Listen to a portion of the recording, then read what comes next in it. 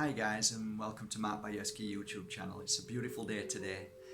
Today's topic is one which is a little bit heartbreaking for a lot of people and can really shake the foundations of life and who you truly are and why you're here, and many questions are asked in this particular moment of your life. And it happened to me when I was 12 years old. In fact, I always remember being at my mum's funeral and everybody after the after party, everybody was laughing and joking and telling jokes about how they loved my mum and what she did and what she used to do at the hospital where she worked, and at the Flamingo restaurant where she worked too. She had 3 jobs, and I was listening, I was walking past everybody, and I just didn't understand how everybody was just acting normal. I was looking up at everybody being so young, and they were laughing and telling jokes, and I just wanted to say to everybody, don't you understand? What are you doing? You're acting normal. My mum's just died. Don't you understand this? And it is kind of like a moment where you feel that you are completely lost and on your own, and nobody truly understands you. And I think that's the process of not just the shock, but I think it's part of our understanding about what life is and how delicate it is, and how really important it is to really appreciate each other every day and make the most of your life and time with each other. We often take for granted life because we think it's going to be there forever, and when it's abruptly taken away from us, or taken away from somebody that we love, I think it's a shock to our system. And that's when the moment starts where I say that you're on your spiritual journey now and you become awakened. And a lot of people aren't awakened even through that process, but that gives us the chance to awaken to what life is about. Sometimes we awaken before that, of course, but I think predominantly a lot of people come to me over the 13 years I've been working as a healer, that's the most important time, that they all of a sudden wake up from the illusion that life is working, eating, drinking, sleeping, and just living a daily life as if everything is as it should be. But it doesn't seem to be when somebody's taken away from you, especially if it's somebody that is like a child to you. You know, nobody should ever have to say goodbye to a child before themselves. It kind of makes you feel this isn't right. And I always remember my grandma suffering extreme. I mean, we all suffered, of course we did, as you're suffering now. If you're watching this and you've lost somebody you love, it doesn't really matter on all levels. You know, oh well, it's my child, so I'll suffer more. No, we all suffer in our own way, and it's painful no matter what for all of us. So here's the reality of life after 13 years of being a healer and seeing my life as a non-believer from 12 years old to 38. So from 12 years old to 38, I completely wiped away the thought or the feeling or the knowing or understanding that there is such thing as life after death. And actually now I say there's no such thing as death at all. We continue, and actually we go home, and that's where we come from. And it's hard for us to relate to this because we think that when we're born, that's the first moment when we're here, but actually we've been here many times.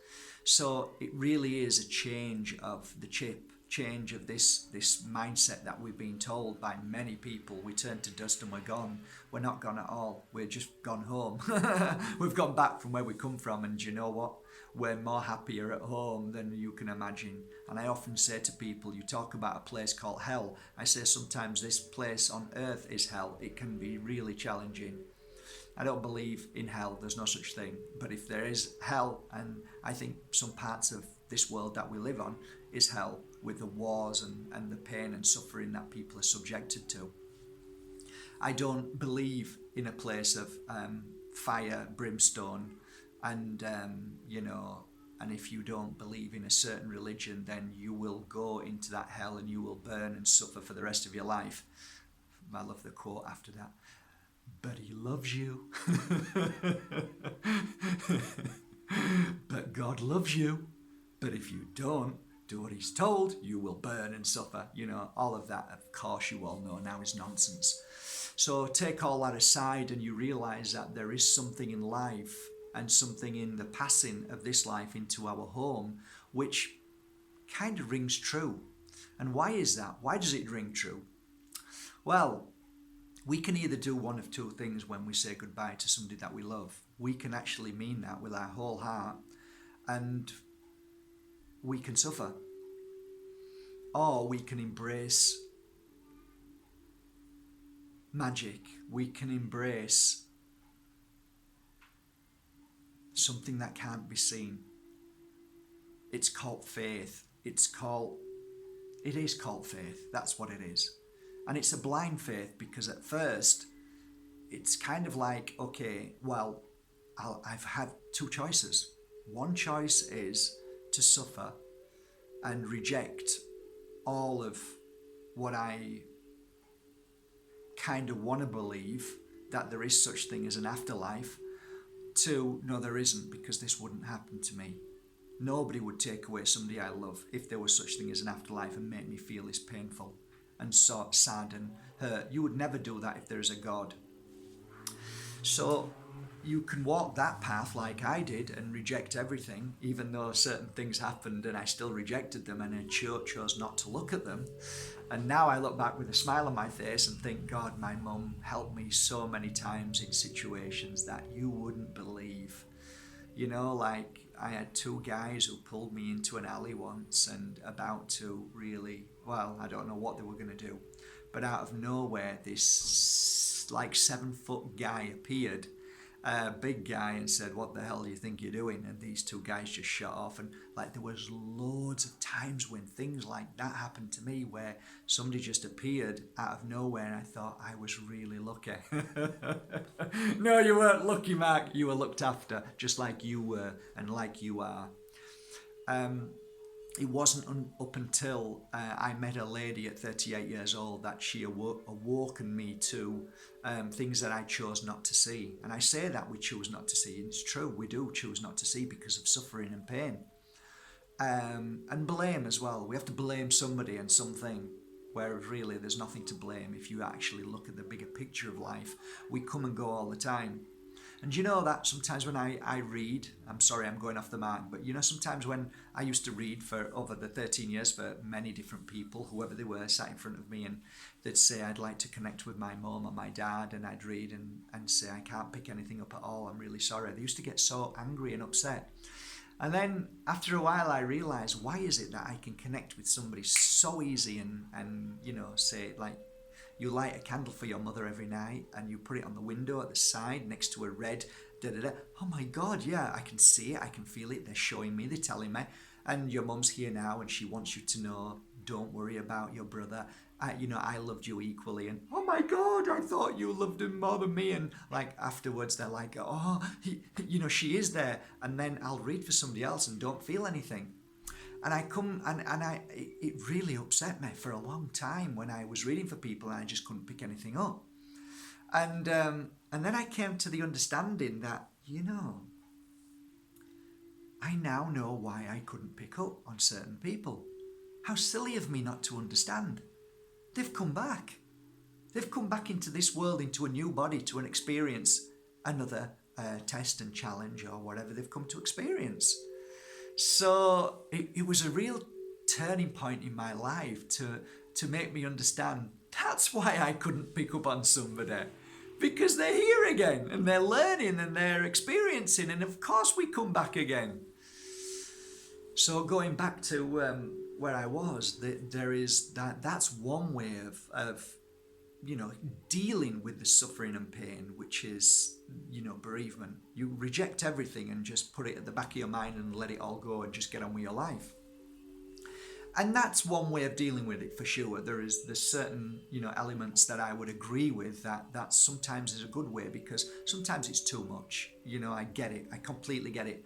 And as time goes on, you never really get over the loss of somebody you love. You don't. It's a simple fact. You don't get over it. Life just changes, and you change the way you see and feel things, That's basically it. That you will always, have that feeling of never being able to hold them physically, never being able to speak to them face to face. And I truly understand that. Gosh, there's lots of moments that I wish my mum was here. Look, don't get me started. Of course, there's lots of times I want her to be here, but she makes up for that by coming to me in my dreams, by being here with me when I need her to help, when I'm healing people. I'm sometimes sat here with a crystal and putting good energy in, and she kind of knows who it's going to, and I'm feeling that love, and I'm feeling her. My ear pops and I can feel her next to me, and all of a sudden there's a conversation, and that took a long time.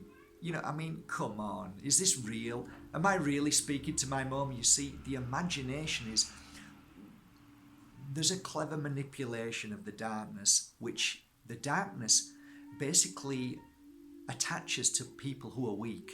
And what that means is the ones who are the non-believers in life and magic. And magic has disappeared all about because of this fear that attaches to people, and they say certain things like, oh, it's only the placebo effect, oh, it's only your imagination, and all of these things are created there so it will stop you from using those things and believing in those things. But actually, placebo is self-healing. Your imagination is the key that opens the door to the other realm, to our home.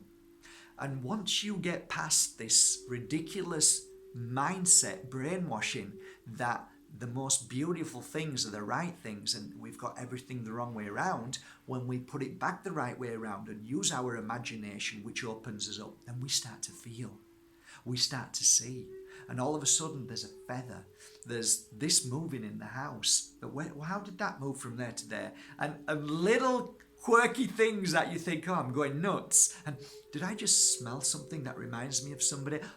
Have you heard that record? That used to be my mum's favourite record. Or somebody will talk about something, or you'll read something, and all of these signs our spirit world shares with us daily. And the thing with the spirit world, I've come to realise when asked, is that the reason why we're here, okay, is to learn. This is what we've all lost, okay? This is my interpretation when I ask spirit why we're here. They always say we're here to find our faith. Think about that. Faith. And like when I say that word, you couple it with religion. And what does religion do with faith? They use it for wars, suppression.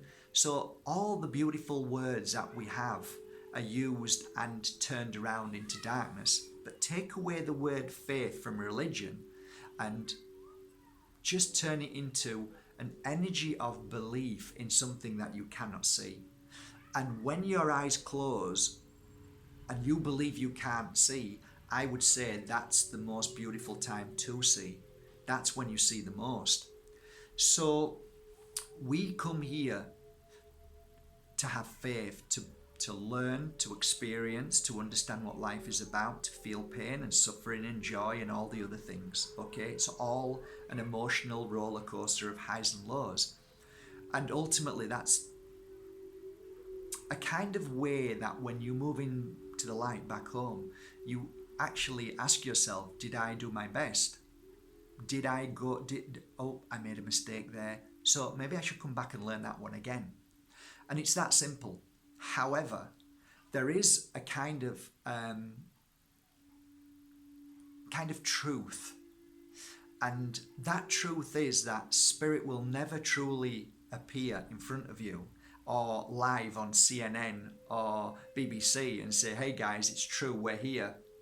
That will never happen, because the whole point of life is to experience this faith, to believe even though you can't see.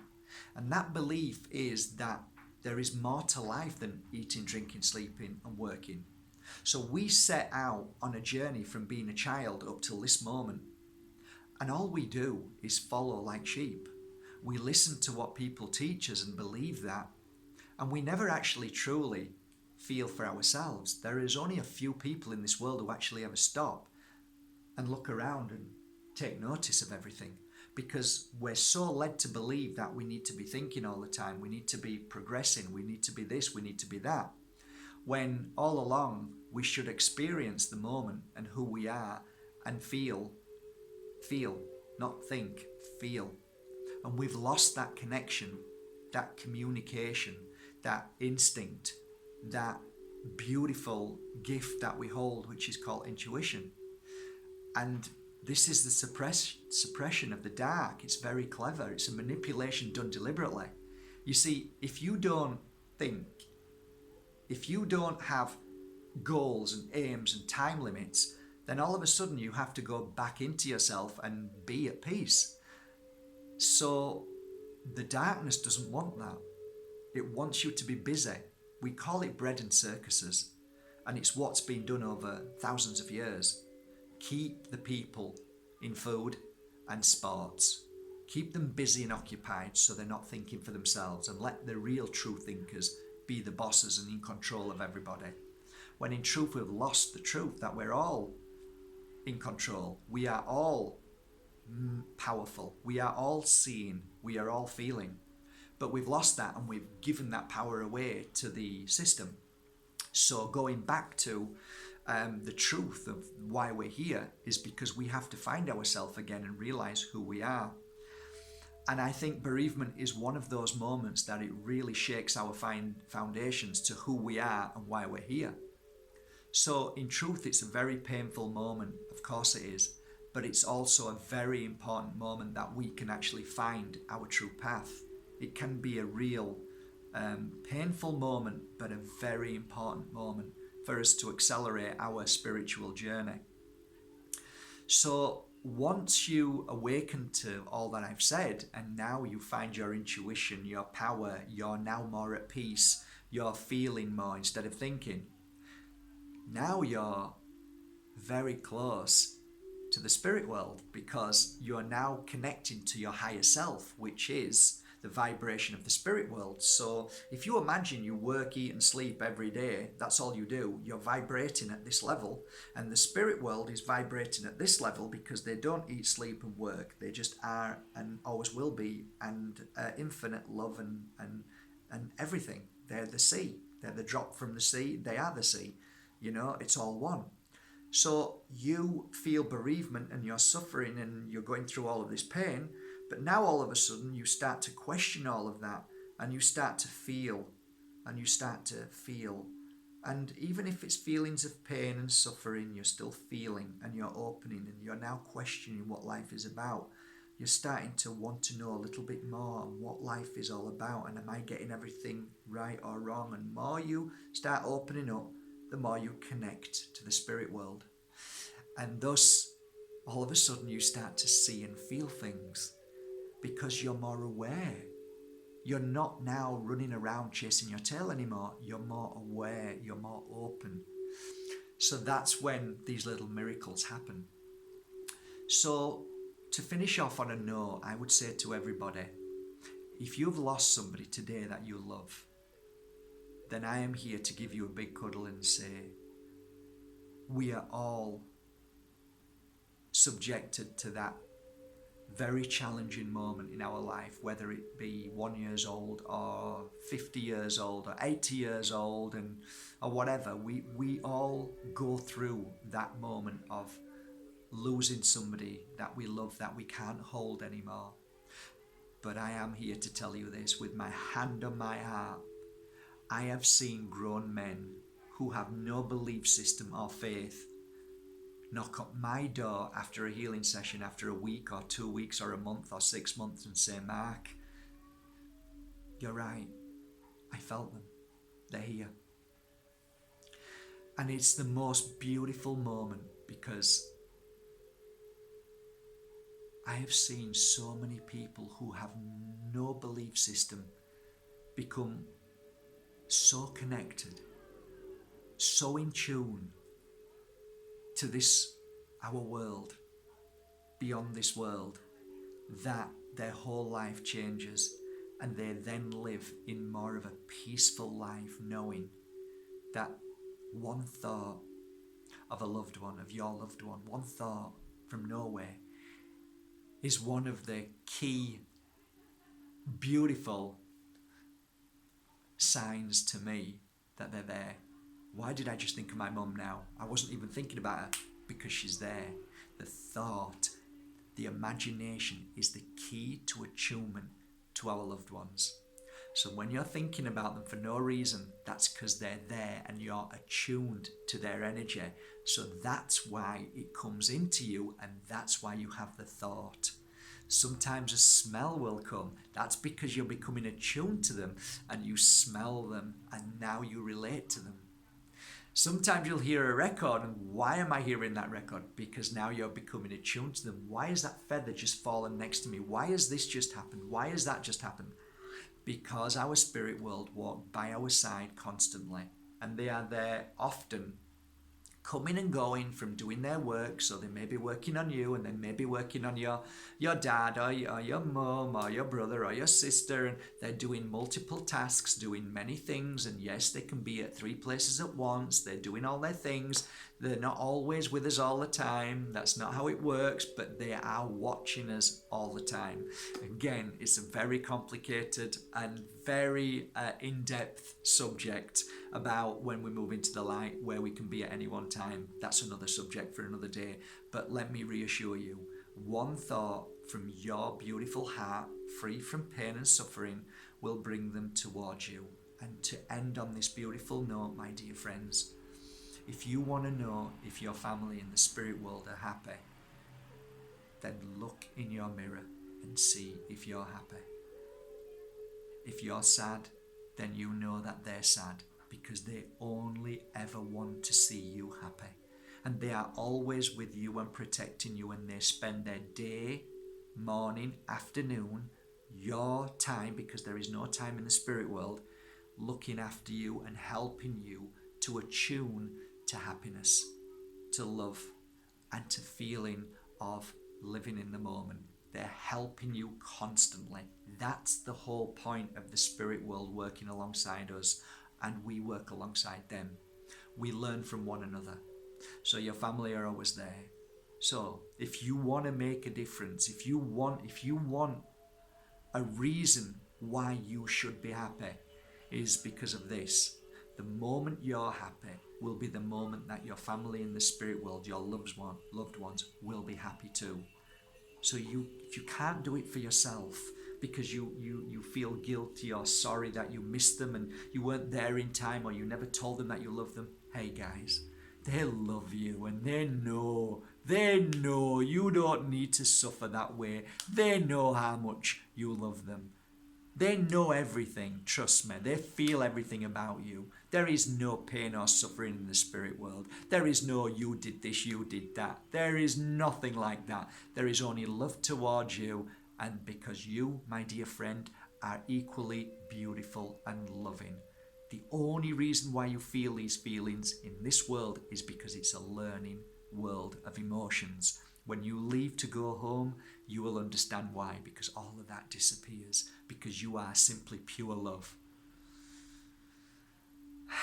I know it's a difficult one, and you're in my heart if you've lost somebody, and I know the feeling of losing somebody that you love, because my mum was my best friend, and I still cry now.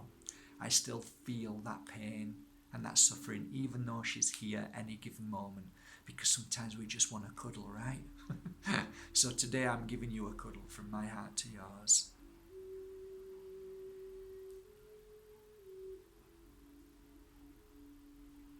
You're in my heart and prayers. From my heart to yours. Have a lovely day, guys.